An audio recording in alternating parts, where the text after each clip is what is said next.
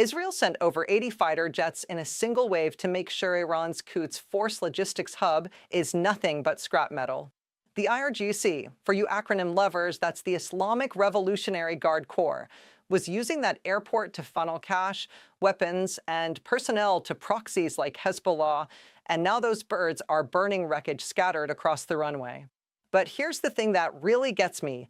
They also destroyed a Boeing 747 cargo aircraft, a genuine relic from the Shah era that Iran literally cannot replace under sanctions. And that plane was caught hauling military supplies straight from China. I mean, Iran's leadership right now is basically the reason they put do not operate heavy machinery on cold medicine. They're making decisions that are getting everything they own vaporized.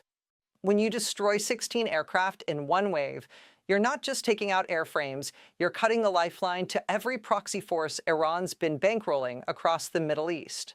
That Boeing 747 was one of maybe 2 or 3 still flying anywhere on Earth, maintained for decades with cannibalized parts under sanctions, and now it's a smoking crater. This is actually the second time Israel hit Mehrabad in 5 days. So at this point, they're not just making a statement, they're erasing capability. Stick around because we're diving into what exactly those 16 aircraft could do.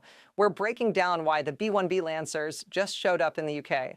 And then at the end, we'll run through a realistic chain reaction of where the Strait of Hormuz situation could push this entire conflict. So here's some of the breaking news happening right now. For B-1B Lancers just touched down at RAF Fairford in the UK, and Prime Minister Starmer authorized what they're calling defensive US strikes from British bases. Sure, defensive. The B-1B can carry 24 JASSM-ER missiles internally, for you acronym lovers. That's Joint Air-to-Surface Standoff Missile, extended range, and each one of those has a range of over 500 miles. Armed Forces Chief Sir Richard Knighton is already saying he expects missions from Fairford within days, and Defense Secretary Hegseth said strikes will surge dramatically. So basically, we've got a bombing platform that can hit targets deep inside Iran from the North Sea without ever entering Iranian airspace. That's a bad day for Tehran, and then check this out. Iran's leadership is in absolute chaos. Khamenei got taken out on February 28th, and now the IRGC is pressuring the Assembly of Experts to install his son Mojtaba as the new supreme leader. They held votes on March 3rd, but Israel bombed the assembly building in Qom before they could even count the ballots. Killed the officials, destroyed the ballot box, basically salted the earth.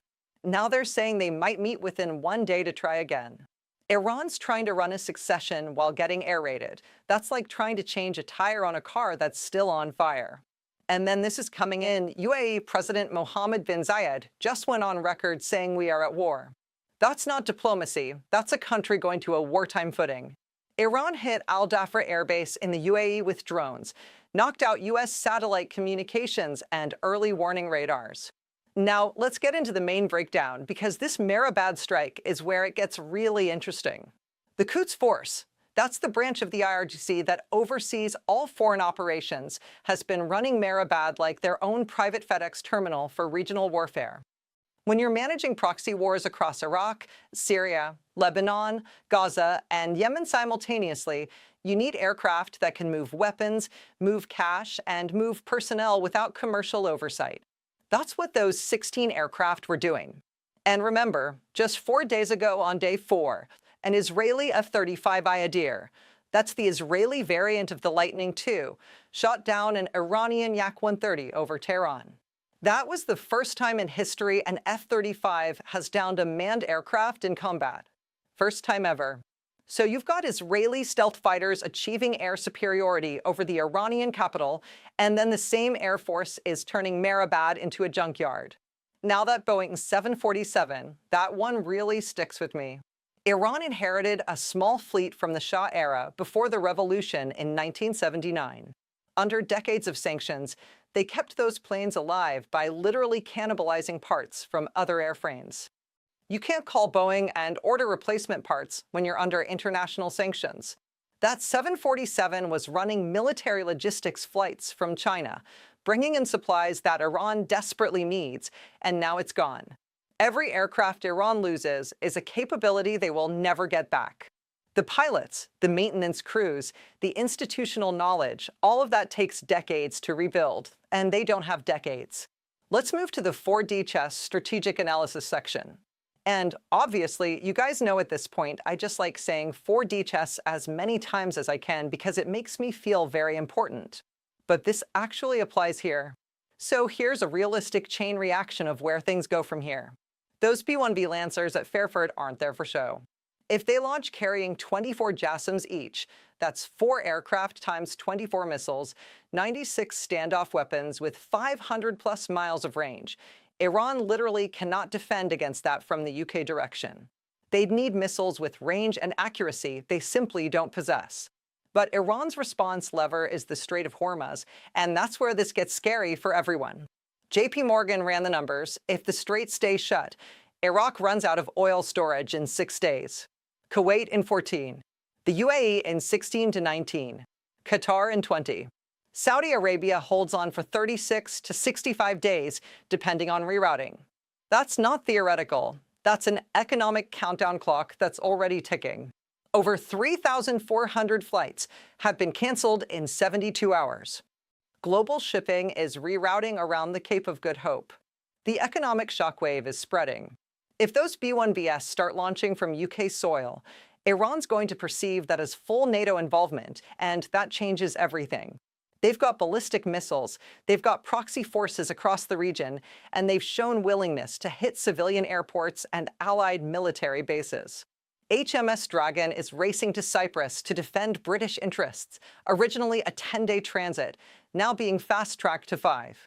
Greek, Spanish, French, and Italian ships are also moving into the region. RAF Akrotiri already got hit by a drone and took minor damage. You've got at least 1,230 people killed in Iran, over 200 in Lebanon, and these numbers are climbing every day. And here's the thing nobody's talking about. Iran's conventional military options are running out. Their Air Force just lost 16 more aircraft on top of the 15 fighters and helicopters destroyed on day 1, including F-14 Tomcats and F-5s. Their SAMs, for you acronym lovers, surface-to-air missiles, have been getting systematically picked apart.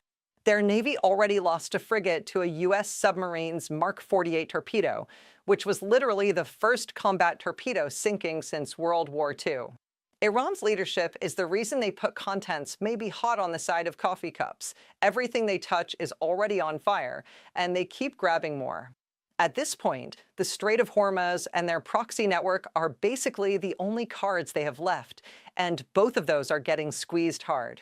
The escalation ladder still has runs above where we are right now, and nobody's hit the brakes yet. So there you go, guys.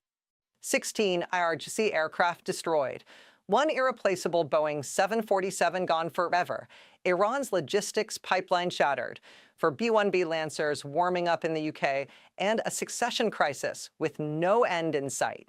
Let me know in the comments below, do you think those Lancers actually launch from Fairford, or does someone finally pump the brakes? Subscribe to Warforge for real-time military analysis, because the next 72 hours are going to be wild. Hit that notification bell so you don't miss anything, and then watch this next video that pops up right here. That's pretty much the best compliment you can give me. Israel isn't just dropping bombs. They're systematically dismantling Iran's ability to project power beyond their borders. The Quds' force logistics destroyed means every proxy force they've been funding just got their supply chain severed. Hezbollah in Lebanon can't get resupplied as easily. Militia forces in Iraq are suddenly counting their ammunition. The Houthis in Yemen are looking at empty runways where resupply flights used to land. And then domestically, Iran's government can't even pick a new supreme leader without getting bombed mid-vote. The Assembly of Experts got their ballot box destroyed. That's not just tactical, that's strategic messaging. Israel is saying you can't hold an election without us making it impossible. IRGC commanders are panicking, pushing for Mojtaba Khamenei because he's the name they know, but the political apparatus to actually install him keeps getting hit. That's psychological warfare layered on top of kinetic warfare, and at this point it's working. Having studied this region for years, this is textbook combined operations. You degrade the military capability, you disrupt the political structure, and you squeeze the economy all at the same time. Iran's trying to fight on 5 fronts simultaneously and losing ground on all of them. Iran's air defense at this point is basically a suggestion box that nobody reads. Let's take a peek at the footage from Mehrabad because, as you guys can see, there are burnt wrecks and plane parts literally scattered across the tarmac. The 80 fighter jet wave that executed the strike, that's not a quick raid, that's a fully coordinated, pre-planned operation involving multiple aircraft types. We're talking F-15s, F-16s, possibly F-35s running air superiority. The planning required to get 80 fighters all hitting the same target area without IFF issues. For you acronym lovers, identification friend or foe, that's a level of coordination that Iran simply cannot match. Those strikes can satisfy even the hardest targets, and Mehrabad got the full treatment. Then on day 9, more drones hit near Dubai International Airport and forced them to temporarily suspend operations. The world's busiest international airport, shut down by Iranian drones. Qatar got hit with 10 drones, 9 intercepted, 1 got through. And Iran's President Pezeshkian actually apologized to neighboring countries for the attacks, which Iran apologizing? Iran's foreign policy right now is the reason they put this end up on cardboard boxes. They're hitting everyone and then saying sorry about it.